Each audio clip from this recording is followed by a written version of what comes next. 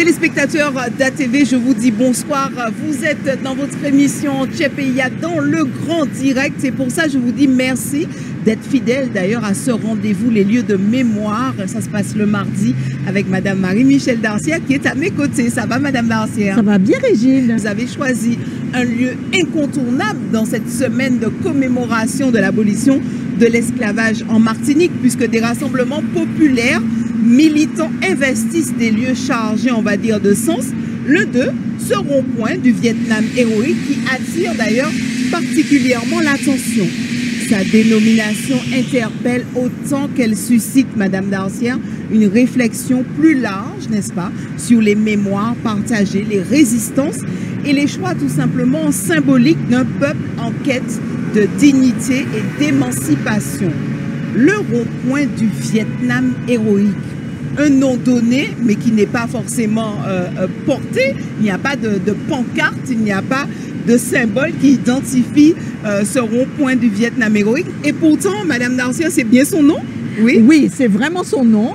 Et c'est un nom qui a été donné, par Aimé Césaire, purement politique, hein, qui a été voulu par d'ailleurs la triptyque, hein, Aimé Césaire, Camille Darcière et Pierre Aliquer.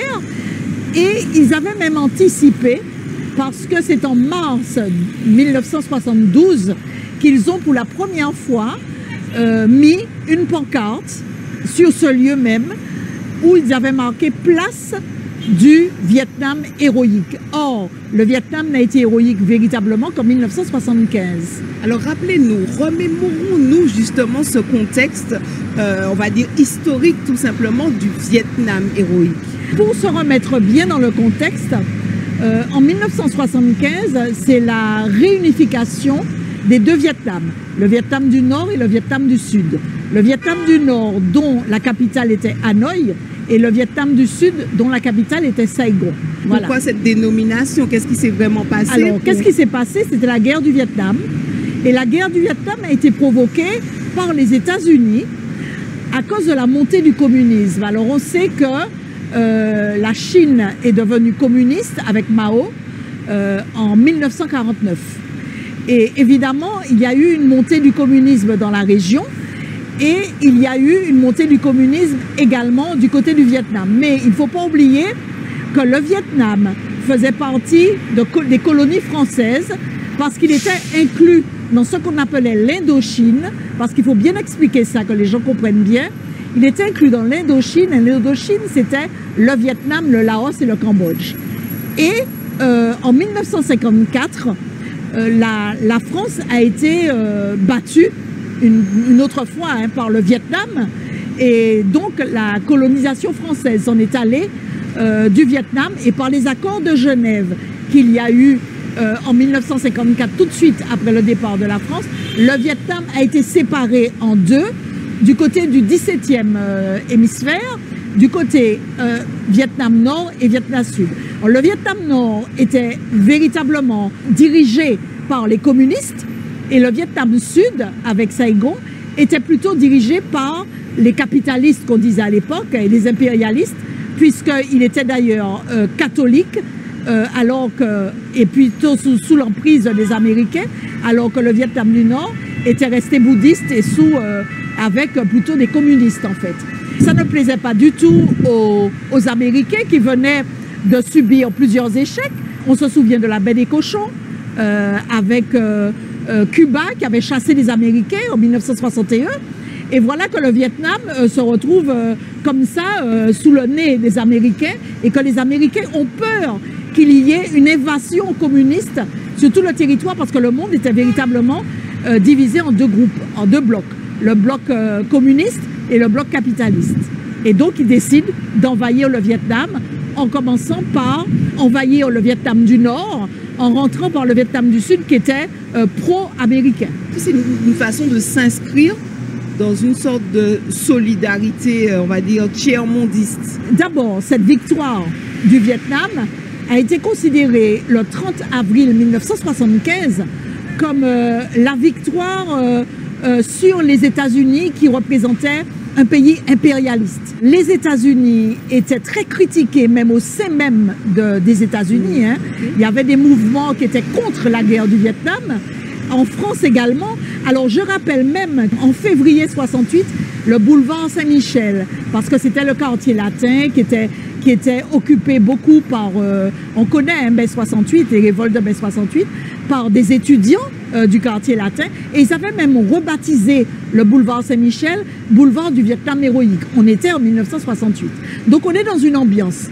Je rappelle également, le président Kennedy a été assassiné le 22 novembre 1963. Donc on est dans une espèce d'effervescence. Et Diem, qui était le président du Vietnam du Sud, donc pro-impérialiste, a aussi été assassiné 20 jours avant, c'est-à-dire le 2 novembre 1963, il a été assassiné. Et il y a eu une espèce de solidarité entre les deux Vietnams. Pourquoi? Parce que d'abord, les Américains avaient sous-estimé les Vietnamiens. Ils s'étaient permis ensuite de lâcher 44 millions de litres de poison, en fait, hein, de poison sur les terres agricoles. Ça a fait énormément de dégâts. Les Vietnamiens ont été très intelligents parce qu'ils connaissaient parfaitement la jungle et ils passaient par le Laos et le Cambodge. Et véritablement, à partir de certains moments, déjà 1972-73, les Américains commençaient déjà à voir qu'ils allaient perdre, en fait. Donc le dernier avion est parti en 1975 et a carrément laissé le Vietnam. On peut dire que les Américains ont fui cette guerre et qu'ils ont perdu la guerre, complètement. Et c'est pour ça que le rond-point du Vietnam héroïque a eu ce nom qui avait déjà été donné en 1972 et qui a été vraiment scellé le 30 avril 1975. Il y a un nom qui revient, Madame Darcia, c'est celui de l'esclave romain. On parle d'un autre rond-point d'ailleurs qui portait aussi son nom. Est-ce qu'il s'agit de deux courants différents de pensée ou deux manières d'assumer la mémoire de l'abolition? Alors nous sommes dans l'histoire contemporaine et l'histoire un peu plus ancienne avec Romain. Mais les Martiniquais qui sont des gens cultivés, intelligents, qu'il ne faut pas sous-estimer, hein, comme les Américains avaient sous-estimé les Vietnamiens. Je rappelle que pour la guerre d'indépendance, il y a eu des millions et des millions de morts du côté des Vietnamiens qui se sont battus pour leur indépendance. Et donc les Martiniquais, qui sont des gens quand même cultivés, intelligents, hein, ils se sont bien souvenus de cette guerre-là. Ils ont voulu que le 22 mai, à mon avis, c'est mon interprétation, que le 22 mai soit aussi fêté comme une victoire contre le colonialisme, contre les occupants et contre l'impérialisme. Vous pensez que c'est pour ça que ce rond-point du Vietnam héroïque, beaucoup de Martiniquais se l'approprient, le choisissent tout simplement pour se rassembler en ce 22 mai? Oui, et peut-être n'ont-ils pas oublié que le 30 avril 1975, il y a eu une fête immense à Fort-de-France pour fêter la victoire. Il y avait même une librairie qui était complètement consacrée à cette époque-là à l'histoire de la guerre du Vietnam qui se trouvait au 61 rue Ernest Renan, qui s'appelle maintenant Moreau de Jeunesse. Et les Martiniquais doivent peut-être se souvenir encore, au moins dans leur mémoire habitée, doivent encore se souvenir que Thiémile avait même fait un ballet sur la victoire du rond-point du Vietnam héroïque et qu'il y a eu une fête immense à Fort-de-France pour fêter cette victoire-là. Alors c'est peut-être un acte de reconquête, on va dire, de l'espace public, on peut dire ça? C'est une reconquête de l'histoire.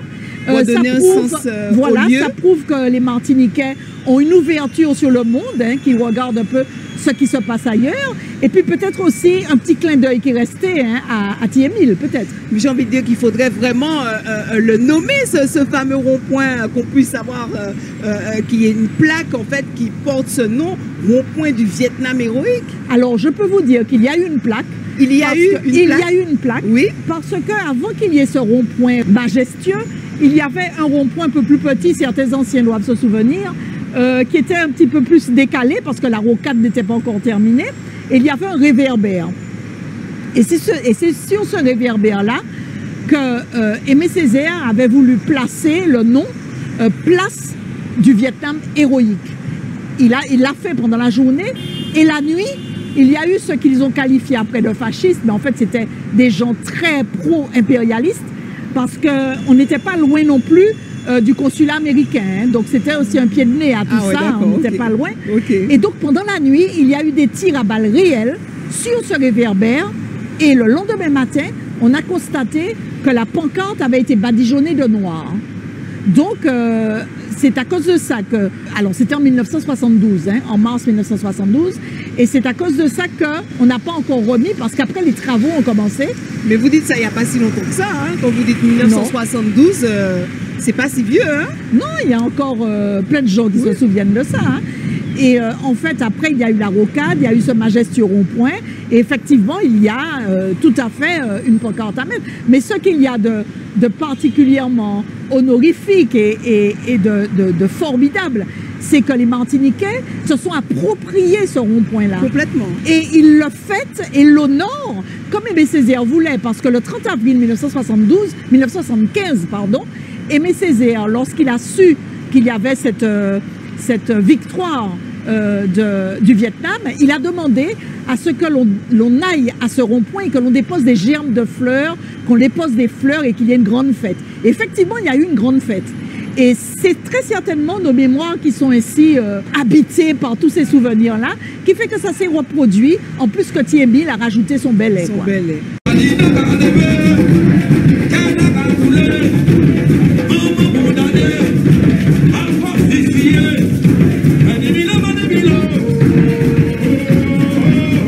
En choisissant tout simplement ce lieu, les Martiniquais expriment leur volonté d'inscrire leur histoire aussi dans une dynamique de résistance globale, tout en affirmant leur propre trajectoire. Et ce choix, on va dire, face à d'autres symboles plus traditionnels, comme celui de l'esclave romain, si je peux me permettre, révèle tout simplement une richesse, une complexité d'une mémoire vivante en constante réinvention. Madame Darcière, un mot pour la fin avant de conclure? Oui, alors ce rond-point du Vietnam héroïque, hormis le fait que Aimé Césaire avait envoyé ensuite au Vietnam un télégramme pour les féliciter, mais ce rond-point du Vietnam héroïque est aussi très célèbre pour autre chose. C'est-à-dire qu'il y a un rappeur qui s'appelle, et slameur, qui s'appelle Alexandre Obam, je crois. Il s'appelle encore Capitaine Alexandre, est mieux connu. Il a eu, figurez-vous, le prix Verlaine de l'Académie française, parce qu'il a écrit un roman après avoir visité la Martinique et après avoir été intrigué par ce rond-point du Vietnam héroïque. D'ailleurs, il en a fait un slam. Donc, c'est pour vous dire que notre rond-point a voyagé un peu partout et même apporté chance à celui qui, Capitaine Alexandre, a eu ce prix Verlaine avec son roman sur Dien Bien Phu, qu'il avait appelé son roman éponyme Dien Bien Phu, mais aussi parce que c'est d'abord le rond-point du Vietnam héroïque qui l'a inspiré. Bienvenue à toutes et tous au rond-point du Vietnam héroïque, ici. Césaire souriant apostrophe Senghor, Damas et Alioune Diop, ils boivent Black Label et refont notre monde avec Breton, Neruda, Genet, Fanon, Artaud et Glissant ici. Nina forma un trio avec Billy et Myriam, elles enchantent toujours les âmes en chantant leur blues ici. Les hommes ne crient plus, ils dansent avec les ours et tiennent au creux de leurs mains magiciennes l'art. Belle actualité. Merci beaucoup, Madame Darcière.